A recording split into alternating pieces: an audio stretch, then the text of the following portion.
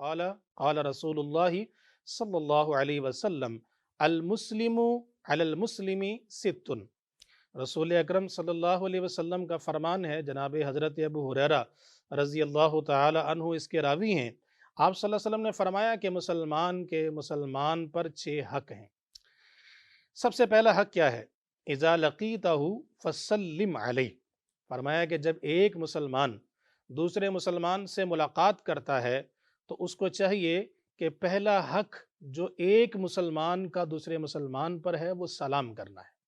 کہ ایک مسلمان دوسرے مسلمان کو سلام کرے، السلام علیکم ورحمۃ اللہ وبرکاتہ کا بہترین جو تحفہ ہے وہ اسے دے اور اللہ کی سلامتی اس پر بھیجے۔ تو یہ پہلا حق ہے ایک مسلمان کا دوسرے مسلمان پر۔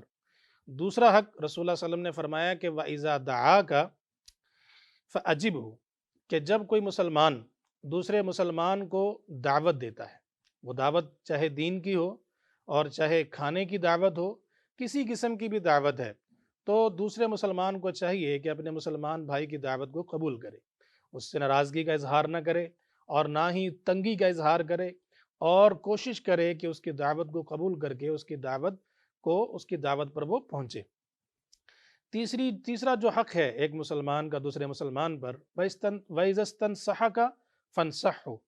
رسول اللہ صلی اللہ علیہ وسلم فرماتے ہیں کہ اگر کوئی مسلمان کسی مسلمان کو نصیحت کرتا ہے، ایک مسلمان کو دوسرے مسلمان کا کوئی عیب نظر آتا ہے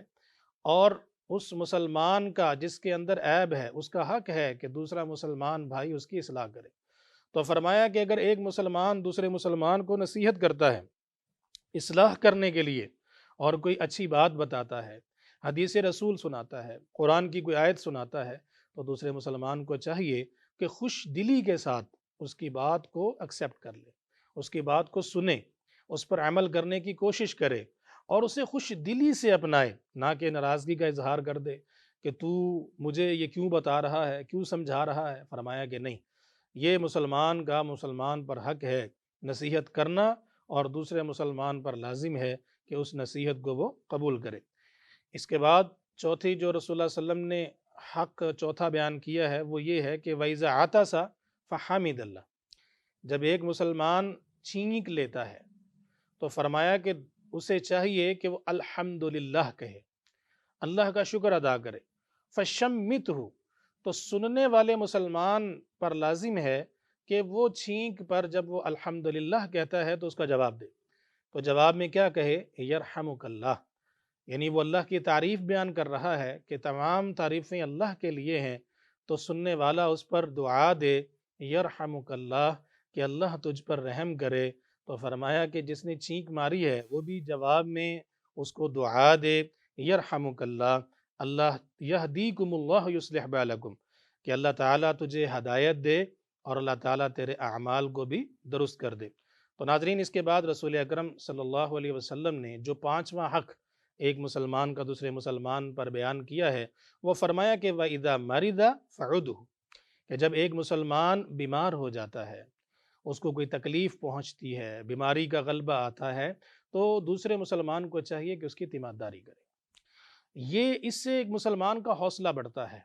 اور ایک مسلمان کی ہمت جو ہے وہ بہتر ہوتی ہے اور بیماری سے وہ لڑنے کے قابل ہوتا ہے۔ تو اس لیے رسول اللہ صلی اللہ علیہ وسلم نے فرمایا کہ جب کوئی مسلمان بیمار ہو جائے تو دوسرے مسلمان کو چاہیے کہ وہ اس کی تیمارداری کے لیے جائے۔ چھٹا حق جو رسول اکرم صلی اللہ علیہ وسلم نے بیان کیا، آپ نے فرمایا کہ وَإِذَا مَاتَ فَاتَّبَعْهُ،